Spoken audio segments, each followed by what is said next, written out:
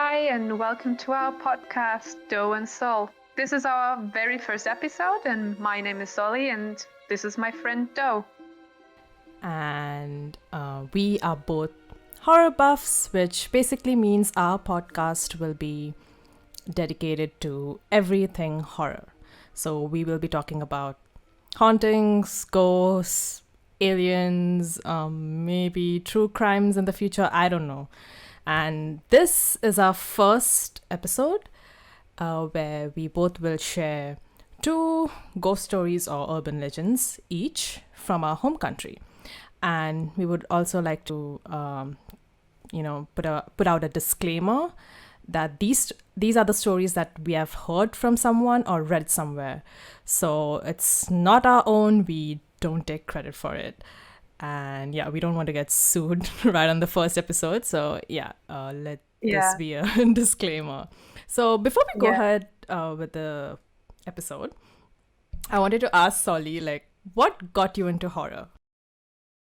Oh, okay. So, I have to Doe gave me myself a little disclaimer beforehand that she would ask me a question which she didn't want to tell me beforehand, but this is such a big question, especially for a podcast like this. Let me think.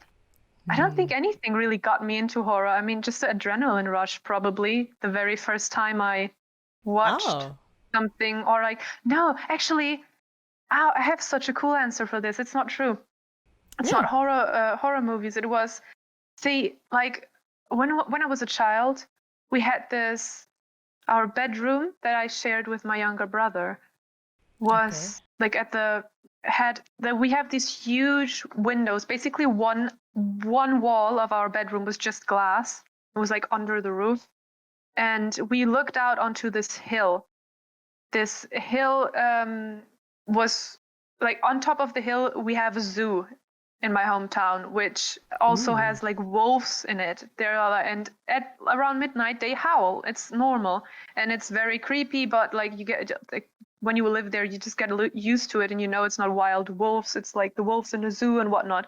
But on this hill there was also a little house. I think it was just some somebody who worked the electricity or the phone cable thing up there on the hill. He was working in there, and then at night he had to work there, and so there was always a light. And my dad would always, before we go to bed, which it might sound a little fucked up, but really not. It was very sweet.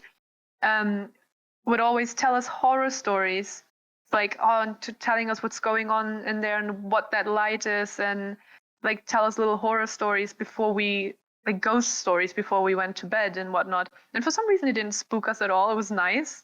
Because now that I'm saying it, it sounds a bit who tells their children ghost stories before they went to sleep. Yeah, but I also remember he would always make this really creepy sound, an owl sound, I think. So he used to tell you the stories with sound effects? Yeah, a really, really great story. And I don't really remember it being very I don't remember being creeped out at all. I just have very fond memories of it. But maybe that sparked my interest in horror. But again, I'm not sure. I just know that I am very interested in the adrenaline rush. Also, I'm the idiot that just listens to horror stories or watches horror movies and everything on YouTube when you're don't watch this alone in the dark, and then here I sit watching it alone in the dark, just that person. But Doe, how about you? What got you into horror? I would say that it was my sister. I don't know how she got into horror. We'll have to ask her on the podcast. But basically, she really loved horror movies, and she was a scaredy cat. And it's quite ironic because I'm more scared than her. But I think she used to watch horror movies late at night because during those days, for some reason, horror movies were always shown late at night on Fridays.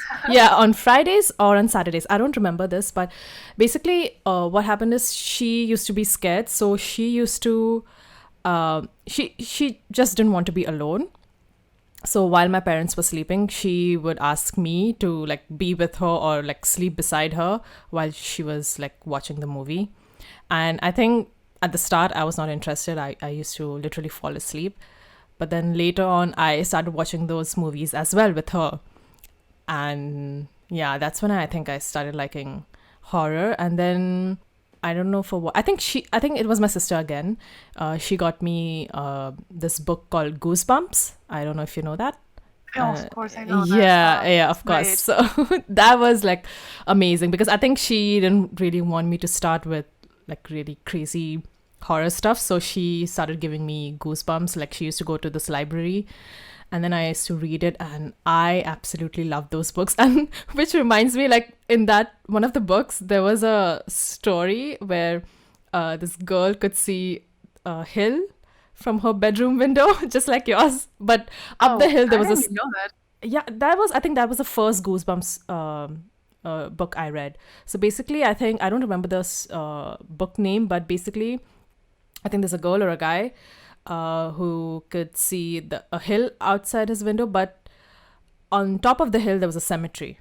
Like yours was a zoo, but for him it was a cemetery. So I remember that story. And another author, I think it was from Ruskin Bond, and even his stories were not scary. It was just like more, child friendly. So I think that's what got me into horror.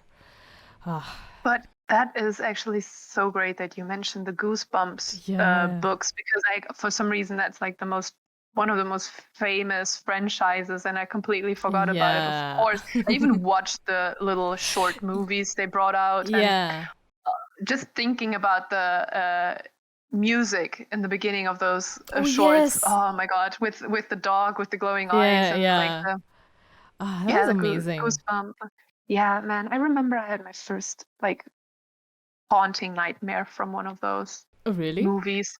Yeah, it was just some monster that would like no, it was a how do you call it? I don't know the English word right now. Oh my God, help me. When you, like in old times when you were writing a letter, like a typewriter, is that the word? Yeah. You use a typewriter, yeah. And whatever you would type, like would come to life, and then one would somebody I think they wrote made about that into a monster. Yeah, I think they made that into a movie, didn't they? Like yes, exactly. Jack and Black. That's the movie. Yeah. Oh no, I mean like a Goosebumps episode. There was a Goosebumps episode.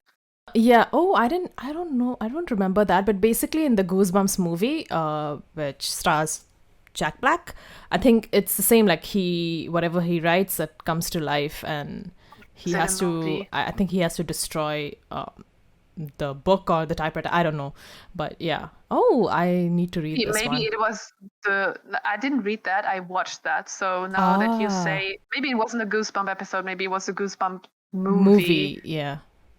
But I remember that one fucking haunted me, and that monster they made come to life. I was like, oh my God. And yeah, that's also a memory of like my very first real, Goosebumps actually. That's what gave me goosebumps. Literally what it promised. That movie, and it's so weird because it's supposed to be horror, but it's supposed to be child friendly, and then you're like, why? I think a lot of people were like, why would an author write ghost stories or horror stories for children, because that's so effed up. But I think that was the best part. It was just the 90s and even earlier, so like people just whatever was considered child friendly was very different. Definitely. Yeah, but I loved it. I don't know. I don't consider it problematic. I'm probably like, I know, right? If I do some research, maybe I'll end up finding a lot that could be considered problematic. But I don't remember anything right now. When I used to read like Goosebumps, and my mom used to be like, what kind of author is this? Like, like writing horror stories for children. But my sister like assured her that actually it's not that scary. On her point of view, it was not that scary. It's like, it's just a little creepy. It's not that scary. They're not, they're not pictures. There are no pictures, and there is no, what do you say, like sex scenes or anything like that. So because I think during those days horror movies are supposed to have a a naked scene. I don't know. Yeah, at So I least think- one attractive girl that Yeah. gets murdered. Yeah, exactly. That gets murdered while she's naked or something, or while she's showering. So I think Yeah. that's the thing. Like I think my parents or most of the elders thought that, oh, it's a horror movie, so there is going to be some kind of nudity or there's going to be some kind of Really? vulgarity. So I think that's the reason why when I got this book and my mom was like, a horror story for kids, that's a bit weird, but my sister kind of assured her that, oh, it's nothing like that, it is actually for kids if you read it. Oh, yeah, that also kind of reminds me of a talk we had like way back about when we both kind of talked about how much we are into horror, and then like how horror has so many different genres, and we in the end are very much more into the paranormal creepiness Yes, yeah, than into anything really like violent. yeah, like Right, anything that- gory. Exactly. So I Yeah. think this is also something maybe that parents think of Yeah, exactly, yeah. immediately when they see the word horror. Horror, and- yeah.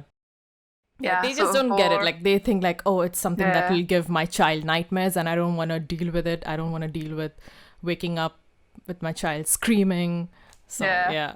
But in the end, like I'll be honest, in the end, that's like the nightmare fuel type of stuff is actually the stuff that excites me. Yeah, the gore exactly. and the splatter and the whatnot is really kind of it can be gross, but it's rather boring, really. And the nightmare fuel, creepy stuff that keeps you up at night and makes you scared of the dark. That's Yeah. the good stuff. Yeah. Okay. So today, Yeah. we both prepared, folklore tale, Yeah. right? I'd call Yes. it, from our own home countries. So both Doe and I don't live in our the countries we were born in Yeah. anymore. So for the future, we decided let's just have a theme for each episode. And for today, Yeah. the theme is folklore of our own home countries, and we will both tell stories from home, both just lore that we researched and also stories that were basically handed down by relatives. So we have it all in the mix at the moment. Yes. That of course we haven't told each other about these stories before because we wanted Want to to get the reaction. exactly get the reaction, get the get each other a bit unprepared for it. Yeah, I don't know, like the other thing is, which I thought about the other day, was we live quite far away from each other, Doe and I, Which and we have sucks. an 8-hour time difference, right? Yeah. That sucks. Yeah. Yeah. So at the moment, Doe is all in the mood in her room. Probably it's dark out, and Yeah. for me, it's midday. The sun is out. It's glaring hot. It's 30 degrees, and I'm sweating. I'm sitting next to the window. Everybody is out and about, running around. I see all my neighbors, and it's not the most creepy environment I'm in Yeah. right now. But I really, really hope that your story today is gonna change that. Yeah. I hope so too. But All right. but I feel so nervous because mine is not exactly a folklore, it's more of an urban legend, I would say. But yeah. Yeah, well, urban legend, folklore. Yeah, because like the thing is, when we had decided this theme, there are so many because India is so vast. By the way, it's so Doe is huge. from India. We haven't mentioned that yet. I'm from Germany, Oh yeah. and Doe's from India. Yeah. I mean, I feel like they should have guessed it by our accents, shouldn't? Yeah, probably yes. But just to But- avoid further Yeah. confusion. Yeah. So yeah, I'm from India, and anyone who is from India or anyone who has heard stories from India, I mean, India is huge, so there is gonna be a huge, collection of folklore. So I was like, oh, you know what? I'll just choose the two most famous urban legends or ghost stories that I've heard, and then I'll just share it. So yeah, I'm kind of nervous, and I hope my story scares you. 'Cause, Yeah, I it's mean- midday for you over there, and I don't want to harsh your buzz. No, it's fine. I like the term scare is something like if it truly scares me, I'll think about it later when it actually gets dark. Then I'll think back to your story and be like, oh shit, Yeah. shouldn't have told me that. So yeah. So I think you should start, or Yes. who's gonna start? Yeah, I will start, and just to what those terms you said about urban legend and folklore. I think like Germany is obviously quite a bit smaller than India, but I think I have both. There's like some that are just like kind of talked about all over Germany, and then there's some that are very, very specific. Like my first story is very specific to a certain area, and the other thing is, as you probably know, Germany is also very like. If you ever heard German fairy tales, they're just brutal. Really? For some reason, So why yeah, are they called fairy tales? Have you? I mean, you've heard of the Brothers Grimm, Oh right? yes. Oh yes. Yes. Of course. And like the original stories are just not what Disney depict. Yeah, it's just different. Yeah, I've heard the original Cinderella story, and I'm like, oh my god, wow, like. And, people just get mutilated in general, I feel. Yeah, I'm like, what is up with all those fairy tales? Like, those are not fairy tales. I mean, I feel like they are more realistic, maybe. Like, I don't know. Yeah. And I mean, like, they went through the country collecting those stories. Yeah. And so, in the end, those fairy tales used to be urban legends and folklore as well. They're just passed down, just like your sister passed down the story you're about to tell me later. So in the end, it's all the same. And where I used to live right before I moved out of my country is exactly that area where the brothers Grimm used to reside. And we also have the fairy. Yeah, we have the fairy tale forests there and whatnot. Also, not the same area, but also like the Black Forest is kind of very like. Oh, I've heard of it, but I don't know. Yeah, it's right. It's like it's called the Black Forest, but it sounds creepy, but it's really beautiful actually. And so that's basically where those stories kind of came from. But the story I want to tell you first is nowhere near that area. It's from the north all the way to the sea, actually. I don't know if you know, like geographically, but Germany does touch the sea in the north. Yes. And this is where this story is from. And I want to now tell you about the Gonger. Ooh. Not sure if you ever heard about this, but no, I've not. But the name sounds interesting. Yeah. I hope I'm not gonna mess this up. I'm not very good at storytelling, but. Another thing about this podcast is that I hope that I will get better at this over time, hopefully. So, the Gonger. In popular belief on the North Frisian islands of Sylt, for example. Sylt is a very popular holiday destination for Germans, maybe even for foreigners, I'm not sure. But the Gonger is something that you can almost describe as something like a poltergeist. Which is also a German word, by the way. I don't know if you knew that. Oh, I didn't know that. Oh. Yeah, poltergeist is a German word. The poltergeist is polter kind of means like it's making a ruckus, being loud. And geist is literally just the word for ghost. So this is so cool. I've learned something new today. Already.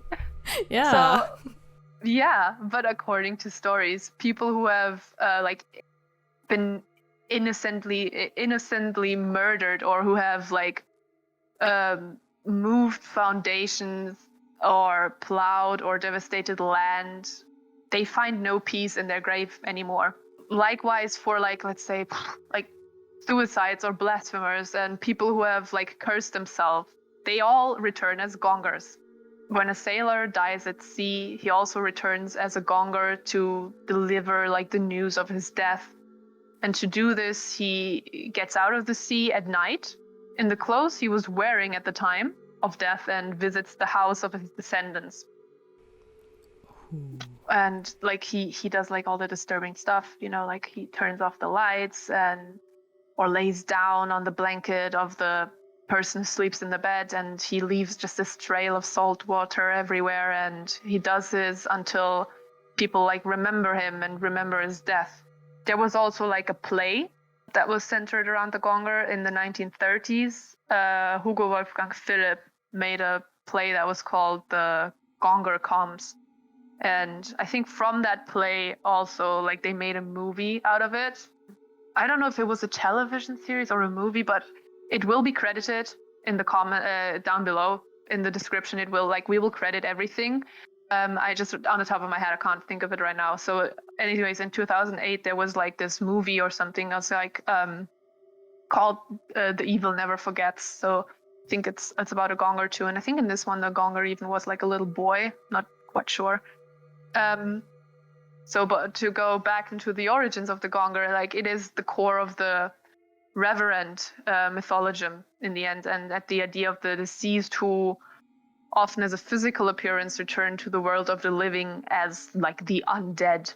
So they are very scary to the living and usually like have evil in mind, be it because they want to take revenge for their injustices they have suffered, or like disturbance of their dead rest, or be it because my fucking clothing rack just completely fell over. Ooh. So I think yeah. the I don't know Gonger is if you here. heard that.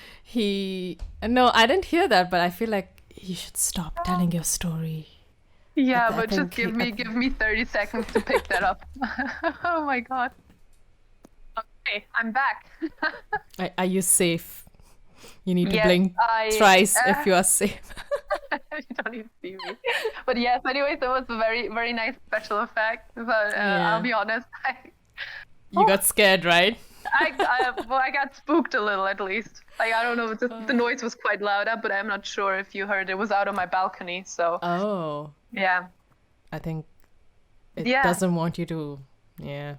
Well, like, I'm nowhere close to the German coastline right now, so I think I should be safe, maybe.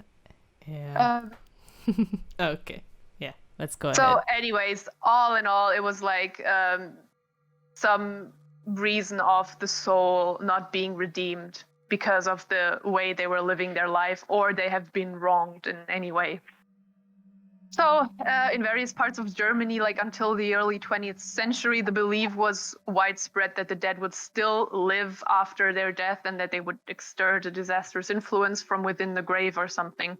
So in some cases, this was done through like a telepathic effect and like, how do you call it? Like, let's say sympathy magic or something.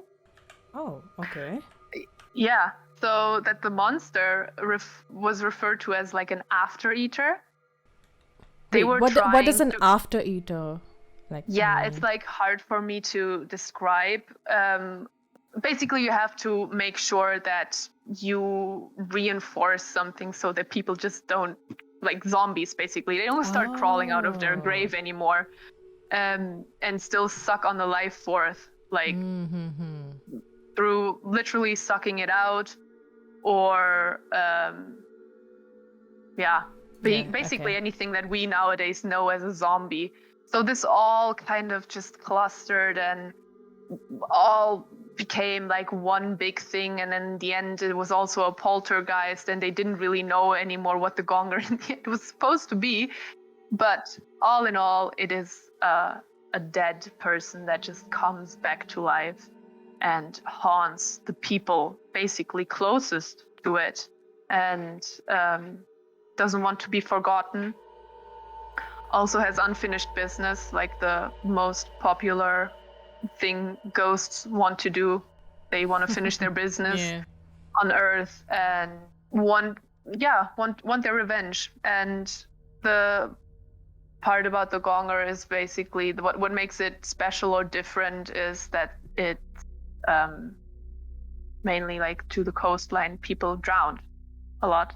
They were not like they drowned by themselves, or they were killed, and then they came back as like these wet ghosts basically, and you would find the trails, like what was like literally walk through your house and be like, why is everything wet here? Why is there salt water? And you would wake up and see like lights turned on, or you could could tell like, oh, my neighbor hasn't been in for days, but now all of a sudden in his house the light turns on and you can be sure there is a gonger in there just making its way through the house, trying to find your neighbor who's thankfully not home, just wanting to make itself known, cause the disturbance I said earlier about the poltergeist, and just makes a ruckus so people know how disturbed the gonger itself is about its death. And in movie, like when people made it into a movie, they showed the gonger as a little boy, basically. And I'll be completely honest, I have not watched this movie because I couldn't find it in the end. But as soon as I find a way to watch it, I will, just because it sounded interesting. But it is a spirit that doesn't find rest and looks for its revenge, or at least recognition in the living. And besides it being scary, like, let's just imagine you find yourself with like puddles of salt water, knowing there's no way you or your family or your pets brought that in, being sure there's, oh shit, I'm haunted, you know. On the other hand, it's also very sad because it is a ghost that is just scared that people either don't even know it's dead, or they don't want to be forgotten. Exactly, or they are afraid like people just completely forget they've existed, or they don't know the cause of death. Maybe it was like, oh, the person went missing but they never found a body. So on the other hand, I found it also like rather sad, to be honest. Just like it's a ghost that can't let go of life in sort of a way, can't let go of the living. So with all these roots in zombieism and poltergeist and after eater, and turn all of it in the end turned into a very sad spirit, or in some stories also a very evil and revengeful spirit. But at the end, all I got was like, oh, it's really sad. It's a sad person that just wasn't ready to die, like many aren't, and comes back and just wants to be part of life and wants to make itself known. So yeah. That basically is the story of the gonger. And I mean, there's so much more. And so many more variations of it as well. But I think that would make us kind of lost. I think we'll need another episode just dedicated to gonger. Yeah, like it's all in the end, it's all basically very, very similar to each other, but it's also very there's tiny variations to all of it. But yeah, what I got from it was actually it's sad. It's sad, and when sadness comes into ghost stories, I feel like that's always a bit of a reason to make someone a bit more afraid of death. Yeah, for sure. Yeah. And they just don't want to be forgotten. But I just feel like there are other ways to, make someone remember you and not, place salt water everywhere. Like, that's crazy. Like, I think you said that sometimes it sleeps with you and then it makes it's on the bed, yeah. So I don't think it puts the salt water into your home to like anger you and be like, oh no, I gotta mop this shit up. It's more like you can't see it, and it's just in the house with you, and it's trying to be part of your everyday life. It wants to be part of this household, but you don't see it. All you can see is like the salt water. It by accident leaves everywhere, Yeah. Quite sad. Maybe it's just my interpretation. I think I'll be just like, you don't need to wet the bed. You don't need to.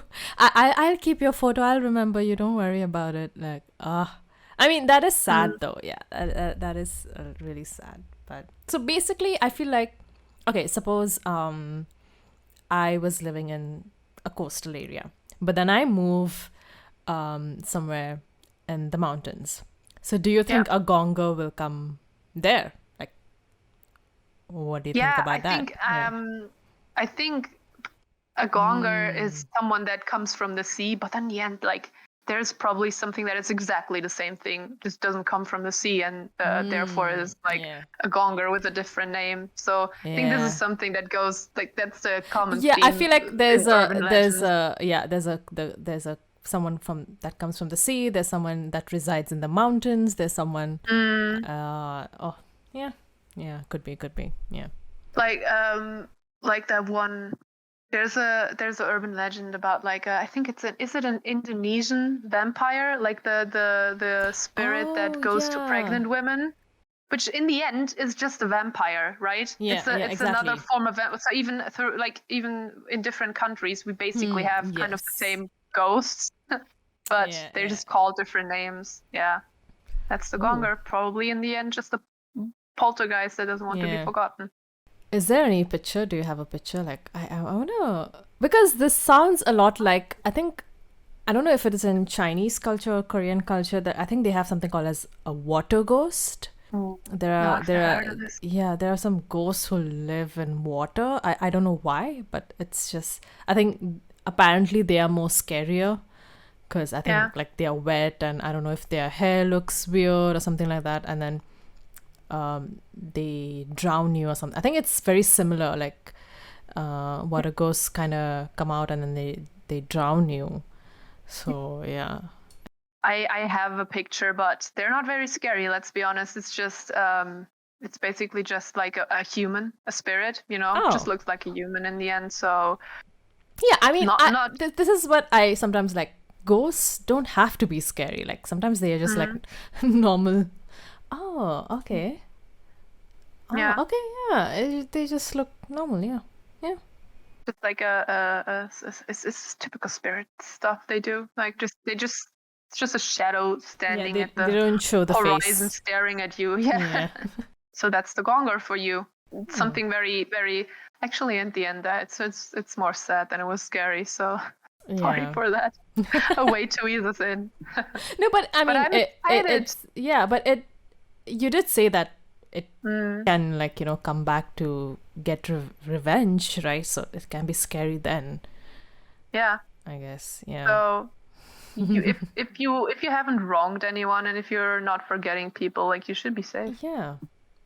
So I think the moral of the story is don't forget your long lost loved ones ever. And I don't really know who do this. Yeah, I know, right? That's... Like, if you're that awful of a person who just forget your dead friends and family, then you kind of deserve a gonger, to be honest. Oh yeah, now I'll have to like see who I hope I don't think so. I've forgotten any of my like dead relatives or anything. That's weird. No. That's weird to me. Yeah, that'll never happen. But I'm really excited to hear your urban legends now. Yes. Oh, okay. So this story takes place in a pretty well-known suburb of Mumbai, which is known for its lush green forest, wildlife, and it's great for, like, you know, picnic spots. So I think it's called I know it's called Are. And it is an urban forest, I would say, and it's a pretty good spot for picnic. A lot of families go there, which live nearby. So yeah, but despite the urban forest and the pretty setting in the morning, it looks beautiful. It's super creepy at night, and possibly why it's pretty much deserted at night.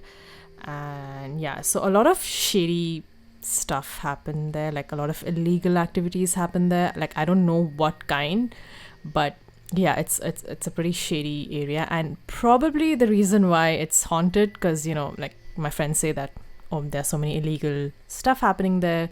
I'm pretty sure there are a lot of people who were wronged there, so they just come back over there and haunt that place. In fact, I remember one of my friends' crush, like my friend had a crush on this cute guy. I think I only saw him once.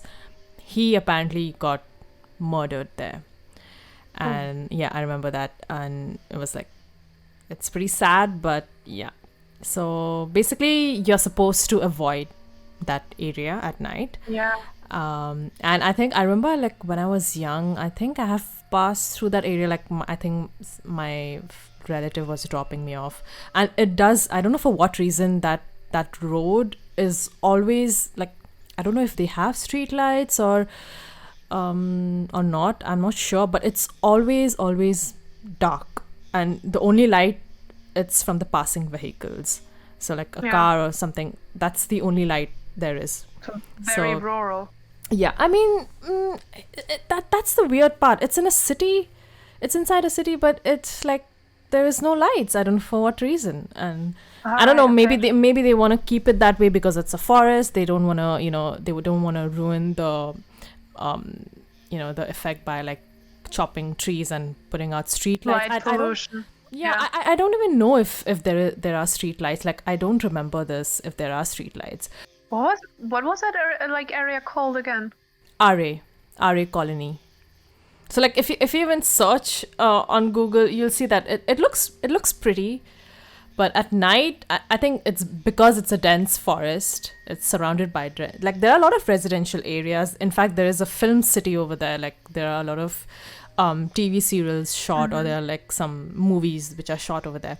Like it's a huge colony. It's a huge area, but yeah, some parts of it are really deserted, and I think you're supposed to avoid because it is deserted. Like anything can happen to you, and no one will know. So yeah. So now this story was told to me by my sister, and I think I was pretty young at the time of this incident. So, but apparently the story ran in the newspapers as well. So it got so famous. In the 90s, there was this old cab driver who was being hailed by the same woman at or after midnight at RA Colony. And she was dropped off at the same place, which was near RA Colony, but it was near the suburbs only. But it was somewhere around RA Colony. So she used to take a very short drive. But yeah, it was the same woman every night. The first day that the cab driver picked her up, she told him that she can be his regular customer, but only on one condition. No matter what, he should not look back at her. And he later said that he never ever saw her face, even when she was getting in. So basically, you mean like not look at her at all. So basically, I think I know. After he dropped her off or something. No. Like even at the start, you're not supposed to look at her. So basically, I don't know. I think it's the same now, but back in those days, the taxis, they were an ambassador model. I don't know if you know this car called an ambassador. So like even if someone is standing at like the driver's side, you cannot see unless you have to stick your head out and be like, okay, get in. So he just basically never saw her face. Yeah, never saw her face. I think the car model is that way, that if someone stands near you can't really see. So yeah, he found the demand really strange, but he thought that maybe she's someone who's very conservative, or she's an orthodox, which is again common in India, common in those days. It's the 90s. So okay, I have just one weird question. Yeah. Like, if you don't want your face to be seen, let's say, why not cover it? Yeah, that's the weird thing, but I don't know. Maybe she didn't All want to. Yeah, I don't know. Yeah, But maybe was he did. testing. Yeah, I think sometimes maybe you want to intrigue someone. Yeah. Exactly. Yeah. Sorry. So yeah. Yeah. So while driving, obviously he happened to see the rearview mirror, but he saw no one in the backseat. Now, since he was an old guy, he was quite old, and he believed in ghosts and superstitions, he did not look back. And this is another superstition in India, or maybe I don't know, like I just know, but apparently you're not supposed to look back, especially at night. If you're walking and someone calls out your name, you're not supposed to look back at all, because that's a, I don't know, that's a bad Yeah, omen you or said something. that. Yeah, I am not sure exactly where that originates from. But again, this fellow, he did not look back. And obviously, she did say that, don't look at my face. So he did not look back. He was obviously really scared shitless. But after a while, he figured that, she did not harm him. So he just continued driving, dropped her at the destination, and he found the fare money on the back seat once she left. So he decided to continue this again because, again, it was a pretty good fare. And at nights, usually the fare is like double, or like it's a bit more. And also it's a steady income. Like, usually you don't get passengers at night, right? And now you're getting at a higher price. And usually I have noticed in Mumbai, it's a thing where cab drivers prefer having steady customers, especially in such districts where there's a high demand. And I know this personally because my sister used to come home late at night, like at 1 a.m., 2 a.m. from office, and she used to have this cab driver, just one cab driver who used to drop her. And like, he in fact gave her his phone number so that she can call up anytime and then he'll come over. So this was in like 2010. So I think in the 90s, it's a pretty good deal if you have that. So yeah, anyways, weeks went by. He used to do this regularly. And then I think one day, unfortunately, he got ill. Now, he still needs to service his cab rental because obviously I think it's not his cab. So what he did was he let his nephew take his cab, and he instructed him on all his regular customers, including this, what I would say, midnight lady. Yeah. Yes. And he categorically told him her rules. And he said, okay, he left with the cab for the day. But the next day, the nephew was found dead near the drop-off point, which was in RA colony. Oh, no. Yeah, and this is the story that he narrated to the police and later to the media. Obviously, I'm pretty sure the police didn't take it seriously, but yeah, he said this. You never know. Yeah, but I think he said this story to the media, and then the story was adapted into like an episode in one of the really popular horror TV shows in India called Z Horror Show. So yeah, I think you can still find that episode on YouTube, but they have obviously altered the episode a little bit. But yeah, I remember watching that episode and I was so creeped out by it. Oh man, like that. In fact, that episode had a very sad ending. Like, it was quite emotional at the end. You died, or what was it sad? Yeah, and I think, I'm pretty sure no one's gonna watch that episode now. But basically, the nephew. That story, that episode is very weird because in that episode, it's a man who. It's not a woman. No, it's not a woman. It's a man. And the weird thing is, like, the person who dies becomes that ghost or that entity or whatever that thing is. So like, the nephew dies, right? So when this man, when he because I think in that story it shows that he gives a lot of money, the passenger. So I think this guy, after his nephew dies, he still needs the money because I think the story is that he needs to pay off for his daughter's dowry, the marriage dowry. Yeah. So he still, knowing fully well that probably this passenger is the reason why my nephew died, he still goes and, he kind of cries and says that I still have to do this because I need the money. And like, I lost my nephew. Like, I think in this story, it's his son. So in the episode, it's his son. So he's like, I lost my son, but I'm sorry, like, I still need the money and all. And he turns to, like, he doesn't turn to see, but he can hear his son at the back say that, you should let me go. So basically, that passenger is his son now. Oh shit. Okay. And then he gives him a huge amount of money, and he says that this will solve your problems. And then he leaves, and he realizes that, oh, it was his son who is a passenger now, and he starts crying. So it's very sad. But like, we are supposed to tell each other scary stories, not sad stories. Yeah, I know, right? Even your story turned out to be sad. But I mean, in the real story, it's nothing like this. It's just the lady. Yeah. She killed his nephew, Terrifying. basically. Yeah. So in the episode, I think they try to make it, kind of mellow Emotionally it. Yeah, impacting. yeah. Is there a reason the ghost doesn't want to be seen? I have no idea. Has she been mutilated or something? I have a feeling, yeah, it could be that way. But it's like those Japanese. Isn't that the Japanese The one? woman with the smile. Yeah, but I think in fact, she doesn't. She just comes and she asks you if she's beautiful. But this one, she Yeah. doesn't want to be seen at all.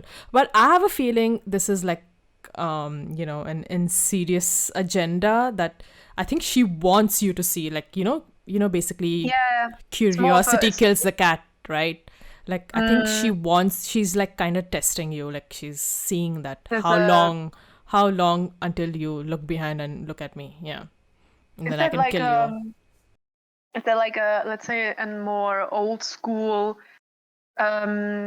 type of way to prove that you have manners, like that was considered like, oh, don't stare at people, like it makes you a rude Yeah. person, and therefore they created the legend, maybe even like for children, to be like, oh, don't Yeah. stare at people. Yeah, I think You that know?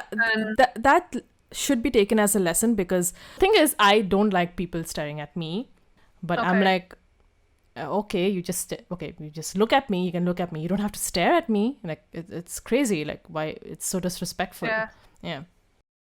So in the end, the midnight lady is just dough in a jeans and a top who doesn't want people to stare at her. Yes. Yeah. I think I was Yeah. the one. But kind of nice that we try to get to the origins of why this lady didn't want to be stared at. Creepy. Yeah. Creepy.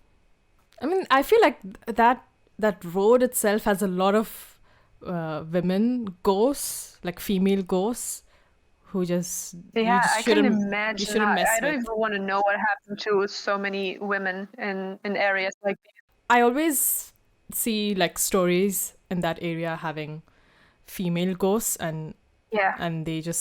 they're not, apparently they are vicious, or sometimes they just don't do anything. They're just there to scare you. Yeah. But yeah, I was thinking about this as well. Like, I find women ghosts so much more scary. I wonder Like, if it's they because of their hair, because men don't have No, that I mean, hair. I don't know. Like, it's I think like a wronged ghost that looks for revenge Yeah. is the scariest type, and For that sure. tends to be women so much more often, right? Yeah, agreed. Yeah. So I'm like, oh, oof, like why would you haunt someone if you haven't been wronged? Yeah, basically? exactly.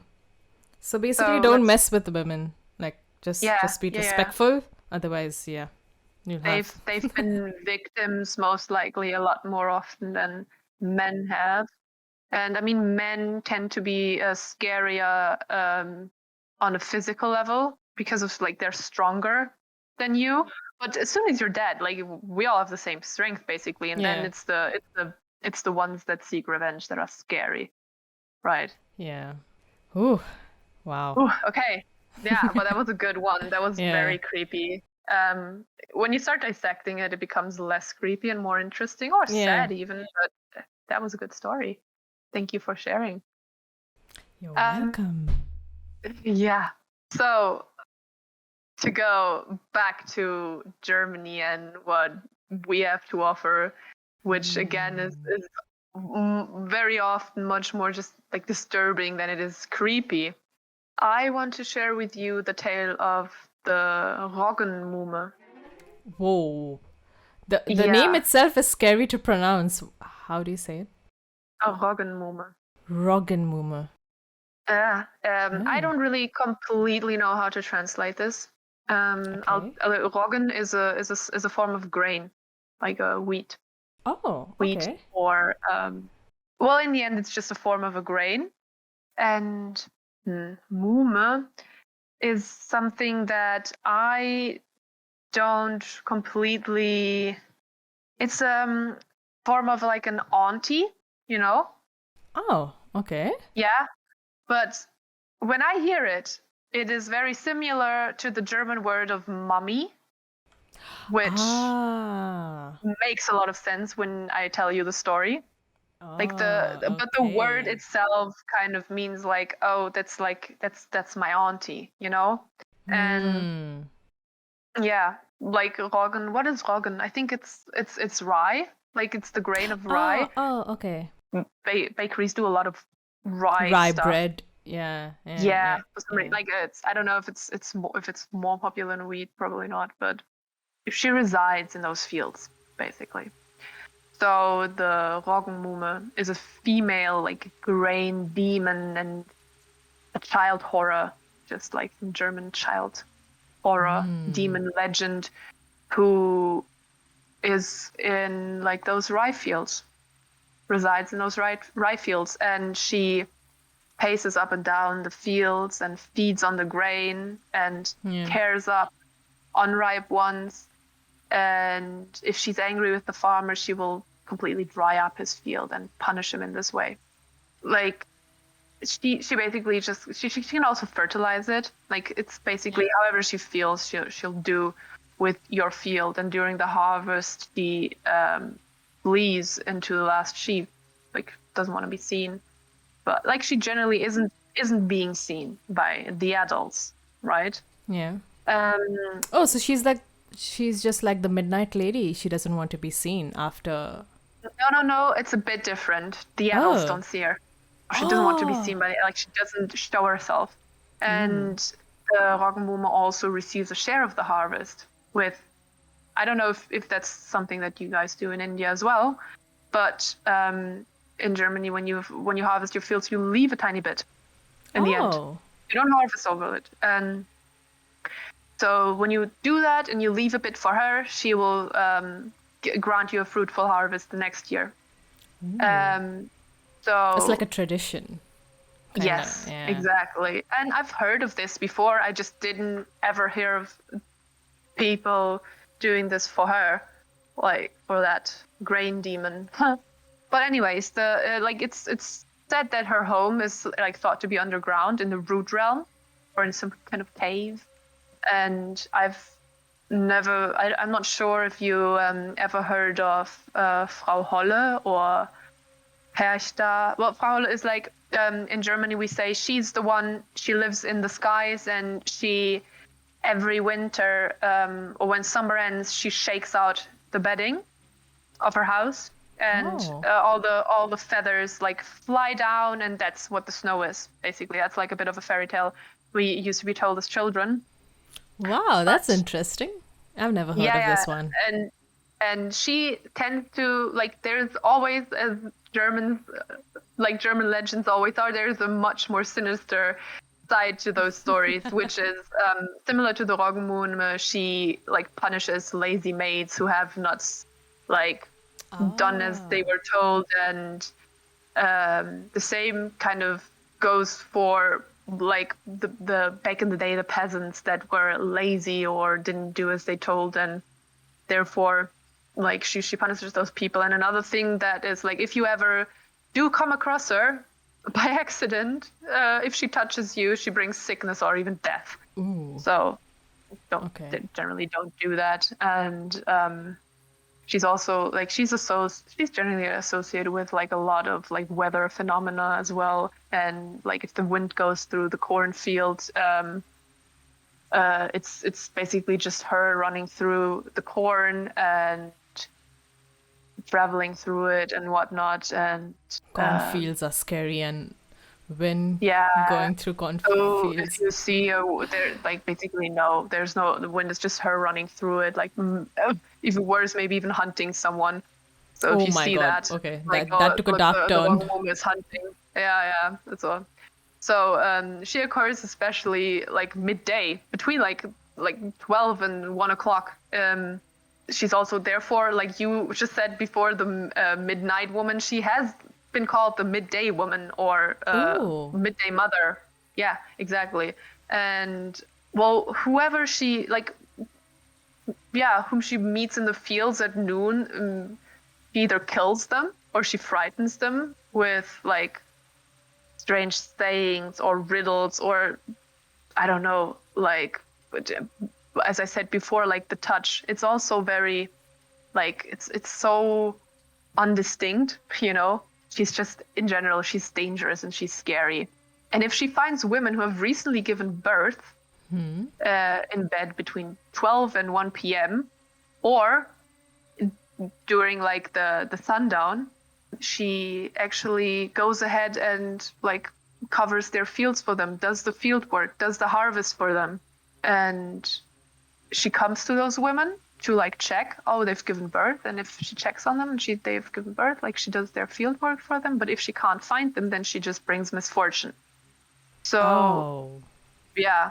So to go back to the Brothers Grimm, like I said before, they also have a tale about her, or a legend, whatever you want to call it. And in this legend, she exchanges human children. She doesn't go and has a deal with like the parents. Yeah. She basically just takes the children that are just like straying around the field. She takes them and she brings back a changeling. So you don't get back your own human child. She takes your child, she eats it, and she brings back something that looks like it. Wow. Yeah, and back in the day, it was especially told about illegitimate children out of wedlock and whatnot, you know, that she takes those, and yeah, she takes those children.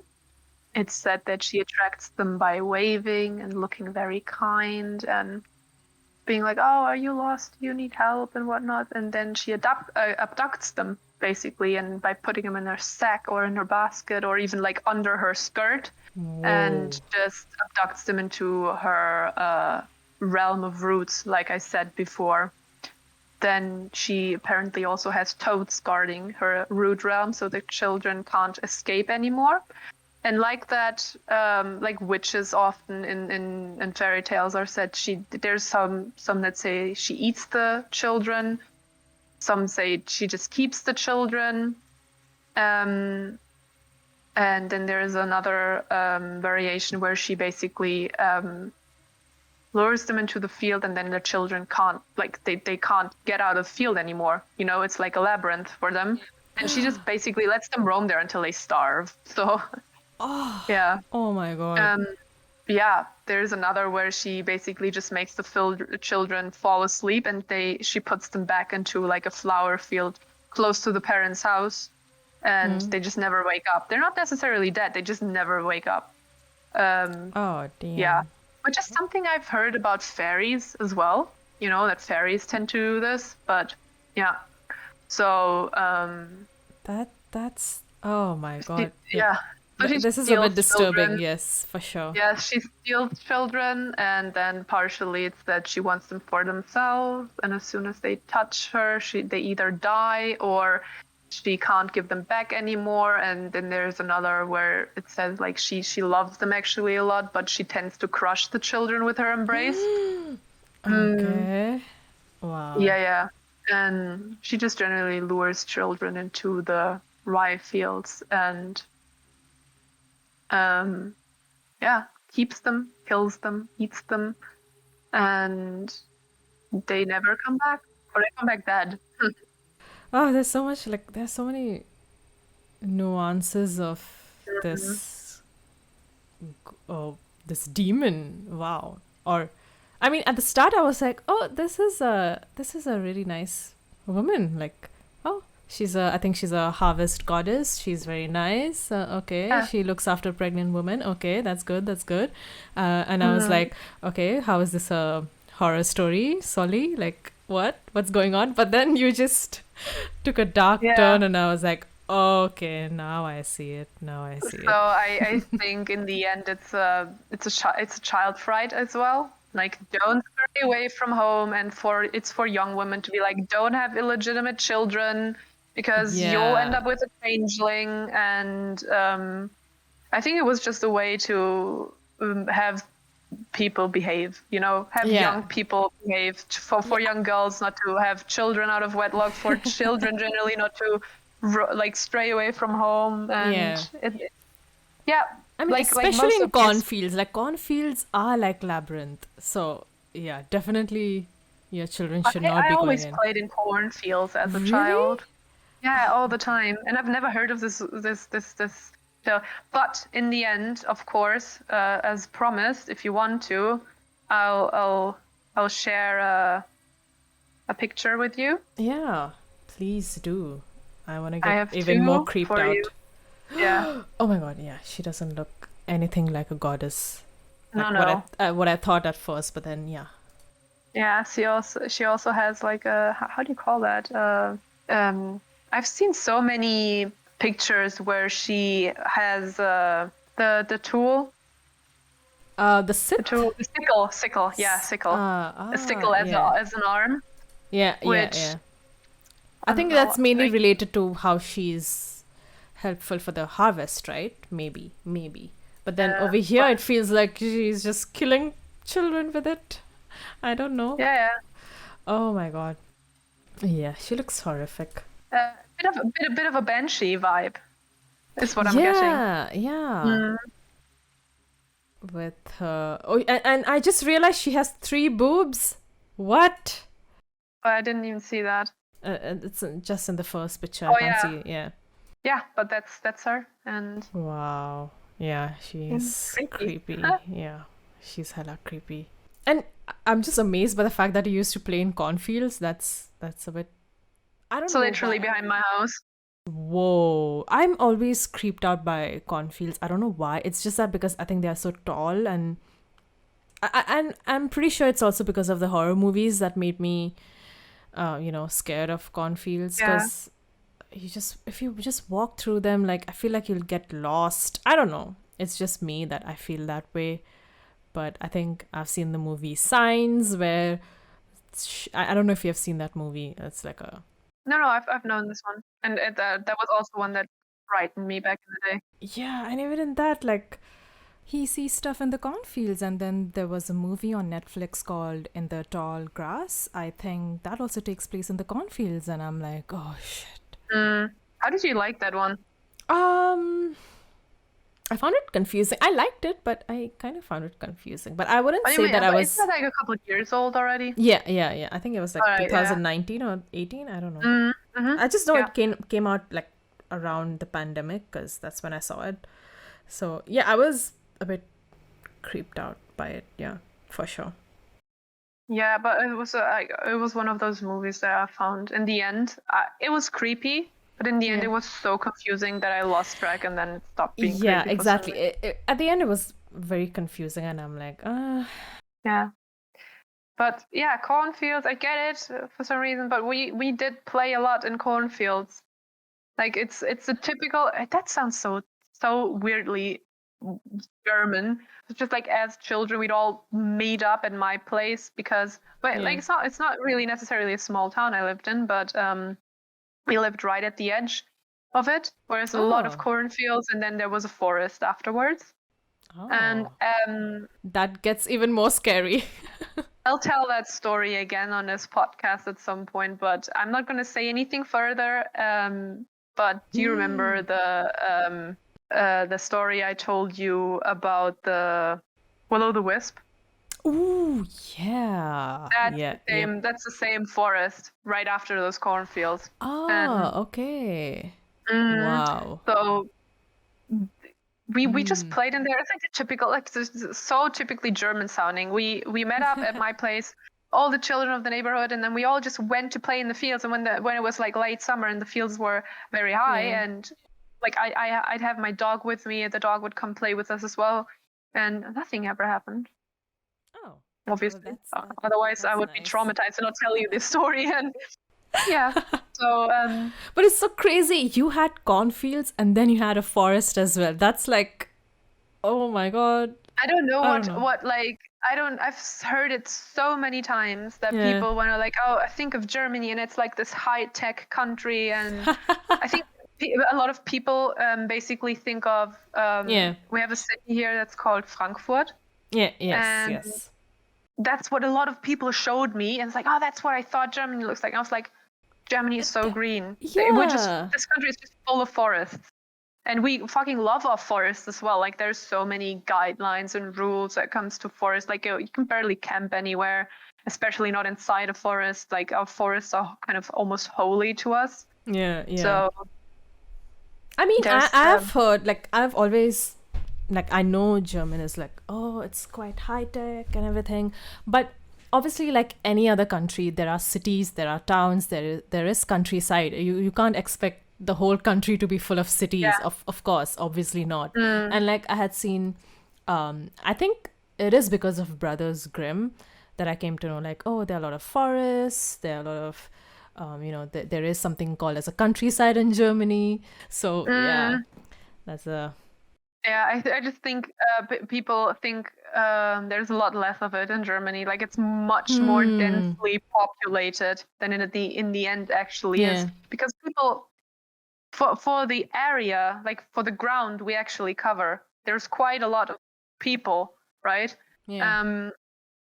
But the density in the cities is just insane compared to the countryside. So we just have enormous amounts of forest throughout the country. And I don't want to say we are the ones with like the biggest amounts of forests. I'm sure we're not, but it is very, well, it's very foresty, and there is a lot of fairy tales that take place in fields and forests, and yeah. That's an interesting story, though. I really liked it. And I'm pretty sure just looking at the picture, I'm going to have nightmares. Yeah. So reminds us that this is, in fact, a demon. Yeah. It's not a... it looks like something taken out of Brothers Grimm. Like, literally that picture looks like that. Yeah. It's like, makes you shiver.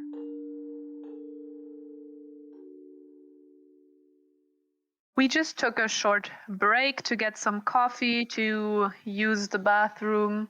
I just gave my dog some food, and now we're back, and I'm really excited to hear the last story you have in store for today. Yes, I think this is the shortest story ever. Oh, okay. Because, it's a very short story because not much is known about it. So this is, again, and I would say, I wouldn't say an urban legend, but this is something that went viral again during the 90s in Karnataka. It's a southern state in India. And more recently, it was adapted into a movie. So the story goes that a witch roams the streets in the night and knocks at your door. And she apparently speaks in the voice of your relative, your kin. So you would be deceived to open the door. And if you open it, then you will die. Well, that has skinwalker vibes. Yeah. So the residents came up with the idea of writing Naale Baa, which means come tomorrow, outside the doors and the walls of their house. So when the ghost reads it, it goes back. It means come tomorrow. Oh, okay. Yeah, sorry. So when the ghost reads it and it goes back, it comes again, and the next night the cycle repeats. All right. So in another variation of the legend, the spirit is believed to be a bridal ghost. She's a bride who roams around the town in search of her husband. And she's known to take away the man of the house, who is often the sole earning member of the family. So basically, it brings bad luck to the entire household. So this story was adapted into a movie, which is, if anyone wants to watch, it's called Stree. Stree basically translates to women in Hindi. So it's a 2018 movie, and it's actually a horror comedy, but it's a good movie. It's a good movie. Yeah. It's more of a kind of like a women empowerment kind of movie, kind of, you know, the other movie we talked about. But finish yours first, sorry. Yeah, so no, yeah, I mean, it's kind of like that. So basically it's I think in that movie it's basically said that the town did her wrong. So, you know, instead of telling her, I'm again giving a spoiler. Why am I doing that? But anyways,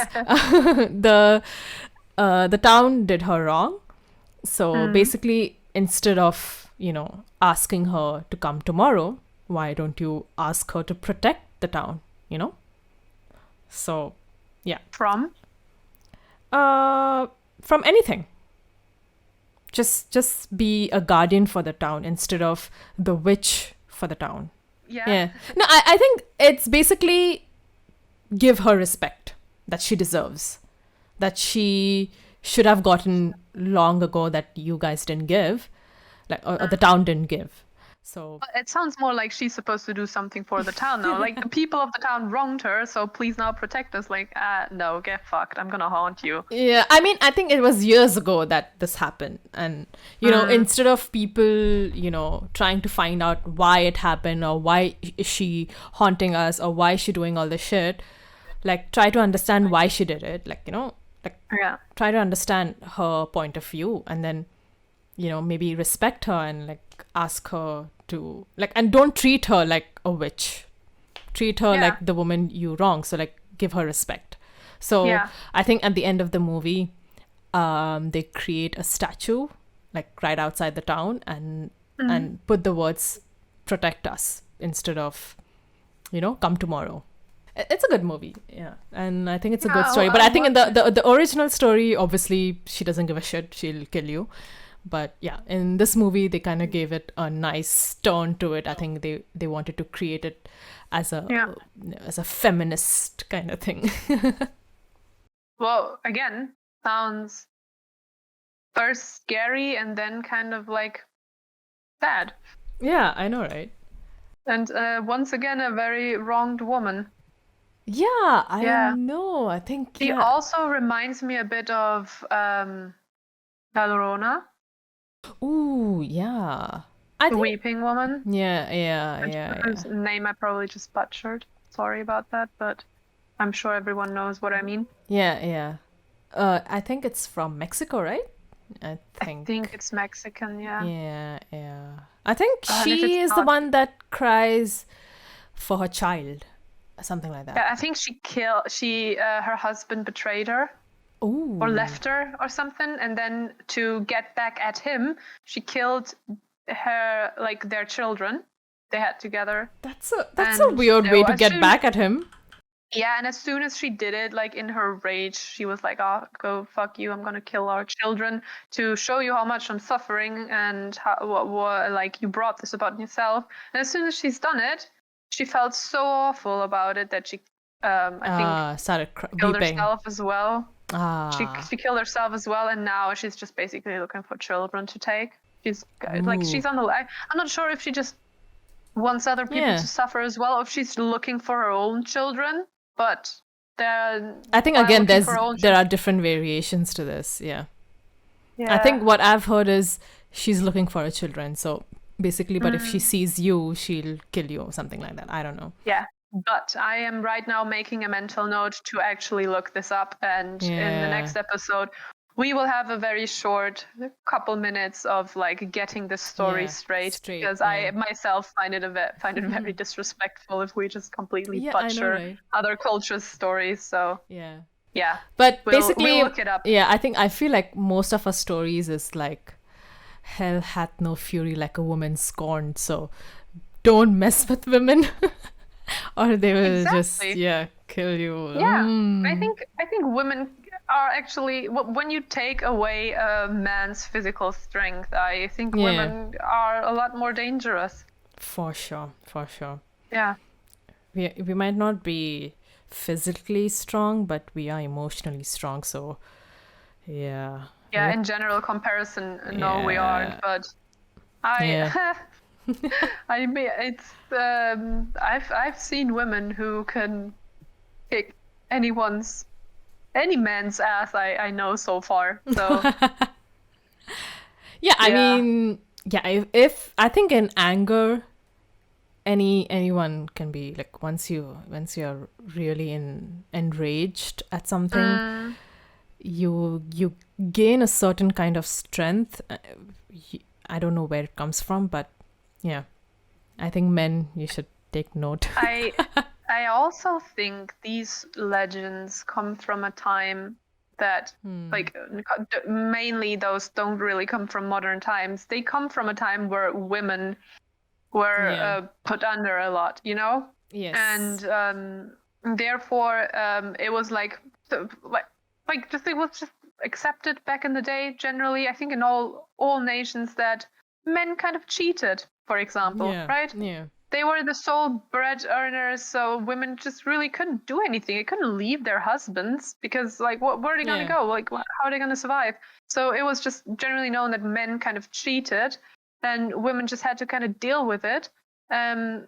So they were wronged a lot more, which nowadays I think it's becoming much more equal, like who's wronging who. And if you are being wronged, you can just tell that person to go fuck themselves, which women back then just couldn't do. Couldn't do that. So, Yeah.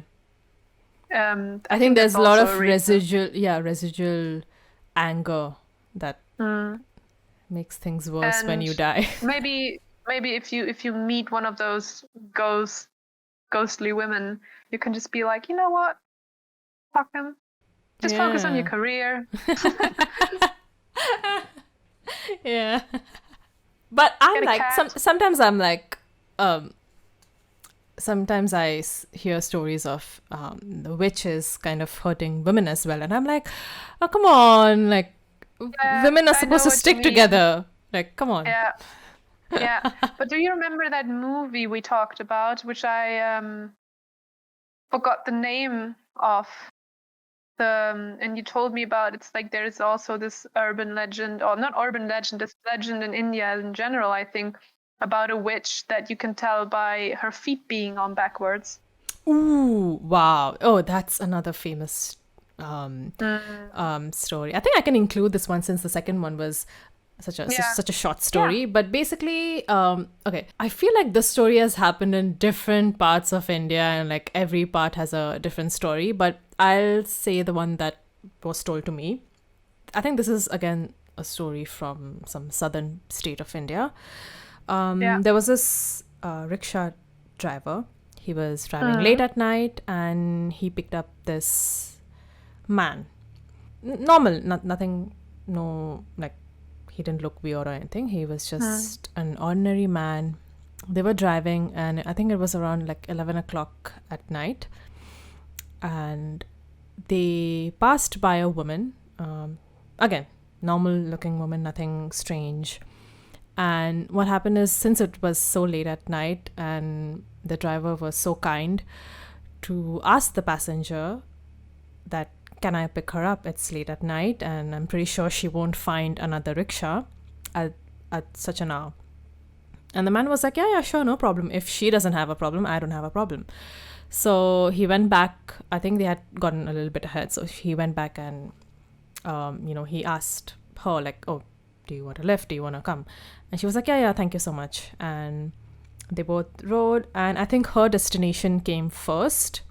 When she got out and she started, like, looking for change in her purse to give it to the rickshaw driver, he suddenly sped. Like, this guy doesn't know this guy was like, oh, what's going on? And he just left and he started driving like crazy. And the guy was like, what's going on? What's going on? What's going on? And the driver he didn't say anything. He was just scared. So they reached the passenger's destination, and the man was like, what just happened? Like, why did you not take the fare from that lady? What happened? And the driver said that, I saw that the lady, her feet were backwards. Yes. Oh, God. And the guy says, oh, was it like this? And his feet were backward too. Oh. And then he was like, F this shit. And he just drove like crazy, drove home. And I think I don't know. In some stories, I think one of my cousins said that he died, but my other cousin was like, no, he didn't die. Of course he didn't die. How would we know the story? He didn't die. He just got hospitalized because he got so scared. I think he had like a really high fever. But yeah, that's the story. Oh, it's so creepy. But on the other hand, I always feel like whenever in a story that's supposed to be really scary, somebody is made out to be a witch, it in the end is again a wronged woman. Yeah. Right? Yeah. Like you said before, like don't make her out to be a witch. Don't just have her protected. Like, but and I feel like there was I think also because it's just from back in the day and like the women were pictured as just something that is okay to be disrespected. Or if a woman doesn't function like a man wants her to function, she automatically is a witch. Like, yes, I mean that's the whole. I think that's the whole premise of the Salem witch trials. Like, if a woman didn't behave a certain way, they're a witch. Like, if she's playful, if she's if she's not into like being poised or not like I can't do air quotes now, but like air quotes like a woman. So. She's a witch. Like, it's crazy. I just want to reference that like the first time I ever came across that legend was, please, oh my gosh, though, I'm so sorry, I'm going to probably say it so wrong, so please say it right if I do. The movie called Bulbul. Oh, Bulbul. Yeah. Which we should not be talking about any further because I, as somebody who who knows so little about Indian culture, still thought it was like it was hard to watch at points. So I really recommend that movie, and I hope I'm not recommending something that like many not at Indian all. people watched and was like, that movie was horrendous, how dare you? Because I don't know. In fact a lot of people again like I feel like it's just like the movie I recommended before, this movie called Stree. Bulbul is something similar where like again kind of like a woman empowering movie. I mean in that movie there are so many of a legend, like what a legend turned out to really be is like, oh, scary witch, but actually. So we probably shouldn't say more because otherwise we're going to be spoiling anyway. Again, I really like that movie anyways. It was definitely a good movie. And I remember like it's a bit hard to watch definitely because I hate that kind of movie. But yeah, definitely I would recommend that movie as well. A lot of people love that movie. Yeah, I like the two a lot. I think it like, how do you say it? Gives the message of women empowerment, like, but amidst disturbing things. So yeah. Well, it depicts what women had to go to. Go through. I mean, sorry. Yeah. But again, if anyone who's listening to us hasn't watched the movie, we both really recommend it. Yeah. That were in the end rather sad stories again. Like, I know, right? But I mean, this is what this podcast is supposed to be. We kind of like talking about what is behind the story, why did this legend come to be, and today's theme was urban legend and folklore of India and Germany. Yeah. And we will in the future talk about other things as well. We generally always really like to have some sort of a campfire vibe, I would say, right? Like no scripts. Let's have a sleepover and tell each other some ghost stories. Just casual, just keeping it casual. No, like no scripts. No. I mean, I did write out my stories because I don't want to mess it up. I don't want to miss some. Because we're both really shit at storytelling. Yeah, and also I think I don't want to miss a lot of the points. Like, what if I miss something and it's like a crucial point of the story? I don't want to miss that. So, yeah, definitely. Exactly. So, there's, I think, to bring it to a point, there's just kind of one thing we won't end up doing which is reading original stories to you guys. This is like, I think that's basically the only thing we're not going to do. When Doe and I were talking about really wanting to do a podcast, actually, first of all, we didn't really ever talk about wanting to make a podcast. We were just talking about podcasts in general, and how we always listened to those horror podcasts that do exactly that. They read stories, original content, which are amazing. Those podcasts are so great, and I love doing it, especially while I work. Those are great podcasts. Yeah. But we also said, like, oh, do you know when you like listen to your normal podcast that is not horror themed at all, and then Halloween rolls around the corner, and all of a sudden they're all like inviting their friends and sharing ghost stories. That is actually that's so the one much I more love. fun to listen to. Yeah. And we tried to take that vibe and make it into a podcast. We also hope to invite other people in the future to share their stories, especially country-specific stories or your own experiences. Happen to them, exactly. Yeah.